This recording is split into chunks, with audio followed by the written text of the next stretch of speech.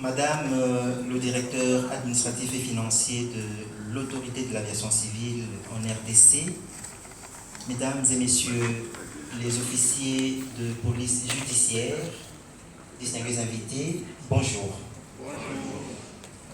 Je suis en liesse de prononcer cette allocution en ce jour qui consacre la fin de la formation des officiers de police judiciaire organisée par le Centre Congo Business and Trade for Development à l'attention du personnel de l'autorité de l'aviation civile de la République démocratique du Congo. Cet événement solennel, mémorable et légendaire est l'aboutissement d'un parcours qui a débuté le 28 mars de cette année avec une série de formations que je considère comme des outils mis à la disposition des inspecteurs de l'autorité de l'aviation civile de la République démocratique du Congo en vue de les rendre plus performants dans l'accomplissement de leurs tâches. À travers ces outils, les inspecteurs, les officiers de police judiciaire ici présents ont cerné de près les notions générales des droits de l'homme.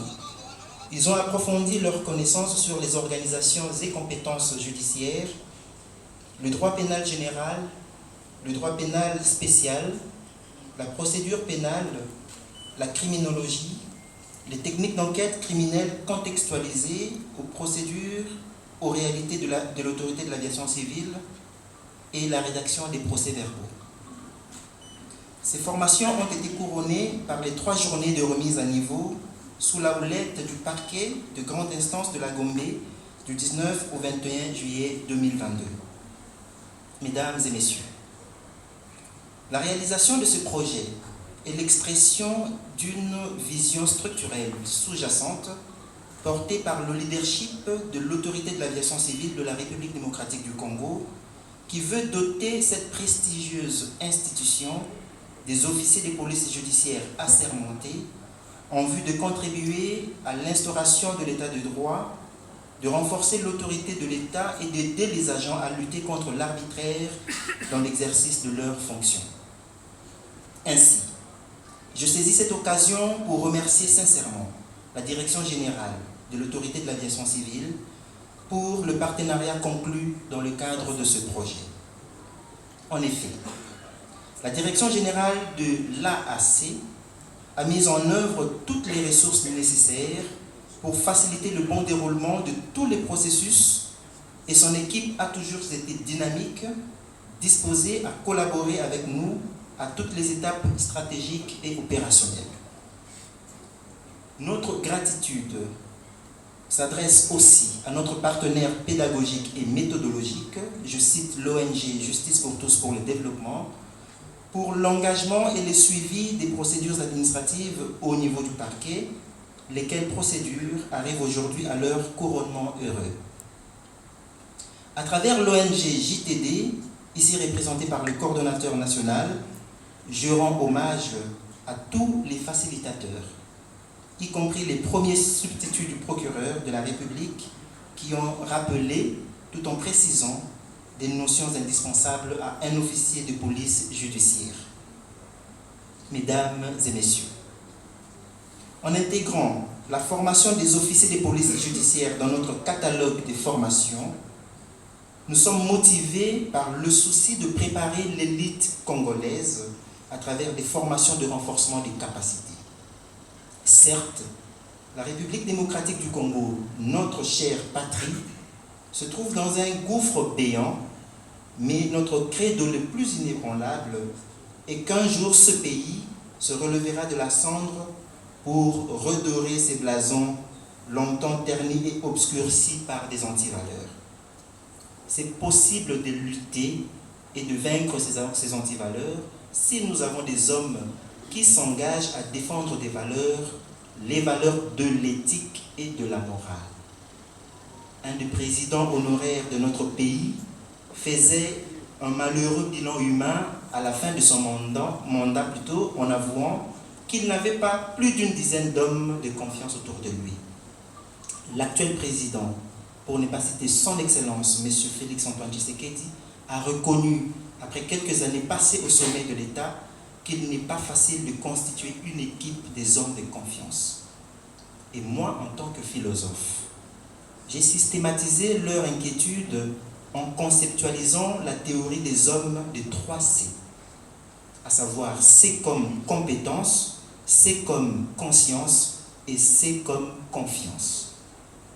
Et un de nos objectifs, en nous engageant dans la formation, consiste à offrir à la nation congolaise des hommes qui réunissent les 3 C, les hommes des compétences, les hommes de confiance et les hommes de conscience.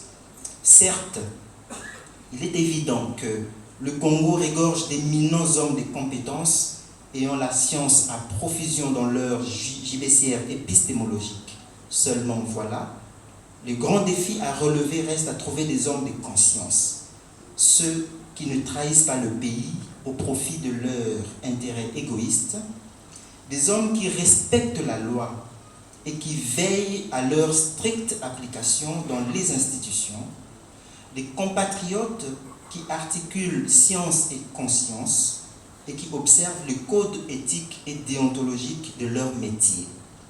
Ainsi, quand la compétence est harmonieusement articulée avec la conscience, on entre alors dans les écoles ou dans l'école des élites, où on est compté parmi ces individus de confiance qui deviennent des lumières pour éclairer leurs congénères et les sortir de la médiocrité vers l'excellence.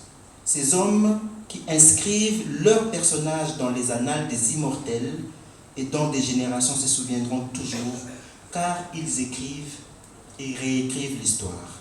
C'est cette élite, mesdames et messieurs, que nous préparons pour reconstruire l'image du peuple congolais à travers le monde entier et redonner au Congo ses lettres de noblesse.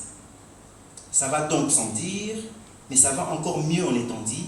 Je suis fier de compter aujourd'hui sur 65 élites au sein de l'autorité de l'aviation civile formée par le centre CBTD, et la nation congolaise tout entière peut compter sur vous. Bravo à vous. Désormais donc, qu'on se le dise, plus rien ne sera comme avant au sein de l'autorité de l'aviation civile de la République démocratique du Congo. Mesdames et messieurs, en contribuant à la formation des officiers de police judiciaire, le centre CBTD entend soutenir de façon pragmatique la vision du chef de l'État, son Excellence M.